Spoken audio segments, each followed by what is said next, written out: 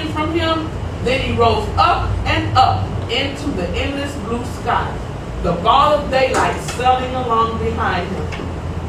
In the far north, the Inuit saw a spark of light coming toward them through the darkness. And the Inuit, we say, were the what? Indian. The Indian people. They saw Crow coming back with the light. It grew brighter and brighter until they could see Crow flapping his wings as he flew toward them. The people gasped and pointed and called in delight. The Crow dropped the ball and it shattered upon the ground, releasing the daylight so that it exploded up and out, illuminating every dark place and chasing away every shadow. The sky grew bright and turned blue. The dark mountains took on color and light and form. The snow and ice sparkled so brightly that the Inuit people had to shade their eyes.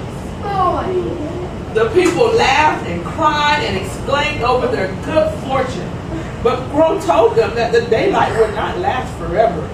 He had only obtained one ball of daylight from the people of the south, and it would need to rest for 6 months every year to regain its strength. During that 6-month period, darkness would return. But the people were happy. They said, half a year of daylight is good enough. Before you brought the daylight, we lived our whole life in darkness. Then they thanked Crow over and over and over again. To this day, the Inuit people live for half a year in darkness and half a year in daylight. And they are always kind to Crow, for it was he who brought them the light. How many of you like that story? All right, so in this story, all right, we were talking about folk tales, and what folk tales are, they are stories that kind of, they tell you the reason why certain things happen, but they aren't always true, all right? So the reason that they say we have daylight is because what? Because of the who? The crow. Because the crow did what? Once the south got the Indians glowy ball and bring it to their land so it won't be dark, because if it was dark they'll be dead because they're wild. Alright, so she said the crow went down where? To the where? South. He went down south and he got the daylight and brought it back to the people in the north. Now, what did he say was going to happen to the daylight? Will the daylight last forever? No. What did he say about the daylight? The daylight will only last for how long? 6 months. 6 months. It says 6 months is going to be what? Day, and for 6 months it's going to be dark. So that meant for half a year. And guess what? Does anybody know of a place in the world where it actually does that? Who? China. Nope, not China. I'm going to show you.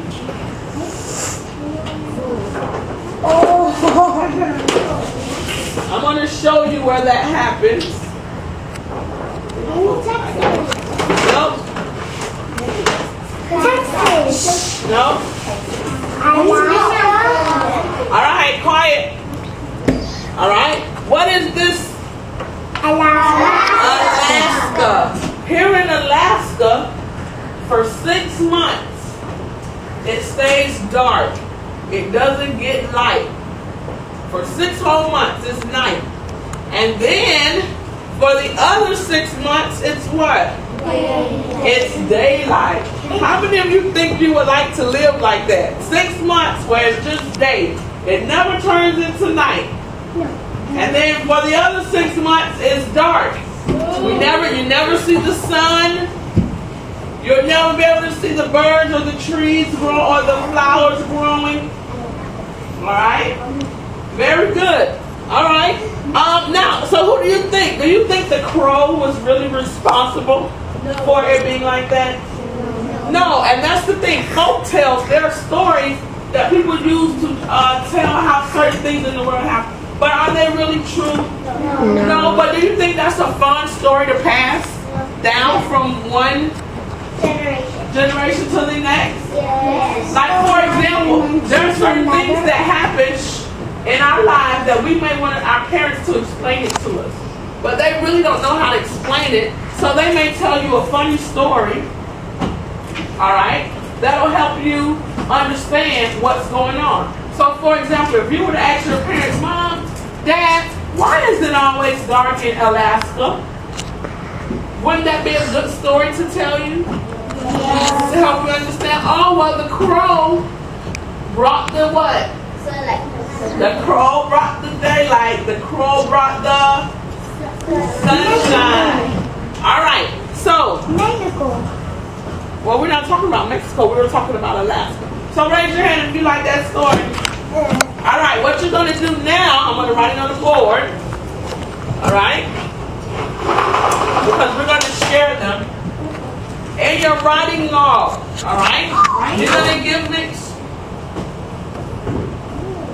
your writing notebook with the yellow notebook. All right. In your writing notebook, all right, you're going to tell us the summary. First of all, what was the title of the story? The crow brings the Daylight. good. The crow brings the daylight.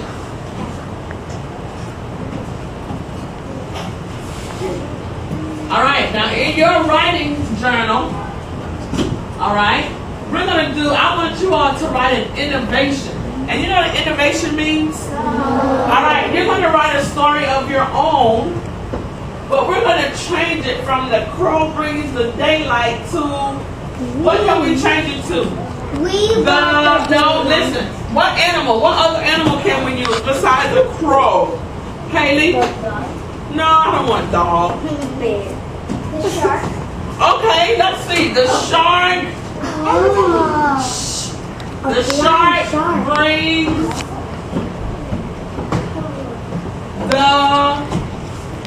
and we'll change it to daylight. Let's say the shark brings what would you like, the moon or the stars? All right, let's see. Raise your hand for moon. All right, raise your hand for stars. All right, so that's what it means. The shark brings the stars.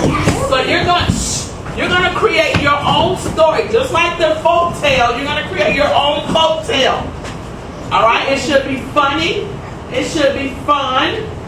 All right? Just like the story you just read. How many of you think you can do that? All right, go ahead and take out your yellow notebook. When you're done, we're going to share them. All right? So remember, everybody, the title is going to be what? The shark brings the stars. The stars. All right? And we're going to come back to that. I want to put another